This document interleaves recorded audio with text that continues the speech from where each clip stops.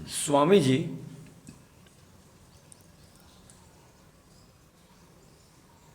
अध्यात्म के ग्रंथों को पढ़ते हैं, दार्शनिक ग्रंथों को पढ़ते हैं तो उसमें कारण की और कार्य की बहुत चर्चाएं मिलती है। तो हमें ये समझना है कि कारण किसे कहते हैं ठीक। और कारण का रोल क्या होता है। और मान लीजिए ये सृष्टि की रचना है तो उसमें कितने कारण हो सकते हैं वैदिक ऋषियों के सिद्धांतों के आधार पर और शास्त्रों के आधार पर, महर्षि दयानंद जी के मंतव्य के आधार पर बताने का प्रयास कीजिएगा। ठीक है। देखिए, आर्य उद्देश्य रत्नमाला है, उसमें ये चर्चा आती है कि जिसके बिना कोई चीज़ बन ही नहीं सके उसको कारण कहते हैं। अर्थात जिसको ग्रहण करके व्यक्ति किसी चीज़ का निर्माण करता है या जिसके द्वारा किसी चीज़ का निर्माण करता है वह कारण है। और ये कारण 3 प्रकार के होते हैं। जैसे कि कुम्हार घड़ा बनाता है तो घड़े के बनने में 3 कारण हुए।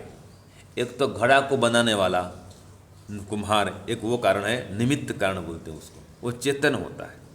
और जिससे घड़ा को बनाया जाए वो मिट्टी है, वो भी एक कारण है, वो उपादान कारण है। और पानी है, वो उसका जो चक्का है, चक्र, और भी जो सहायक साधन है, वे सभी साधारण कारण कहलाते हैं। तो कारण 3 प्रकार का होता है और किसी भी पदार्थ के निर्माण में ये तीनों कारणों का होना अनिवार्य है। ऐसे ही सृष्टि की उत्पत्ति में ये 3 कारण का होना अनिवार्य है। तो 3 कारण कौन कौन से?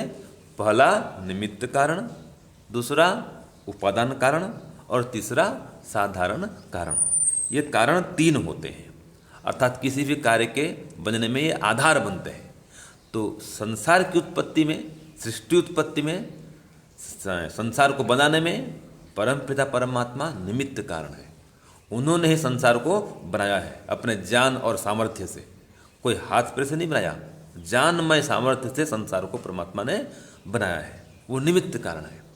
और जिस कच्चे माल से बनाया है वो प्रकृति है, सामग्री, मटेरियल, रॉ मटेरियल। ठीक है। तो जिस सामग्री से बनाया जाए, जैसे कि रोटी बनती है आटे से, तो आटा क्या है? उसका कच्चा माल, सामग्री है, वो उपादान कारण है। ऐसे संसार के बनने में जो प्रकृति है, सत्व, रज और तम, ये क्या है जी? उपादान। हाँ, ये उपादान कारण है।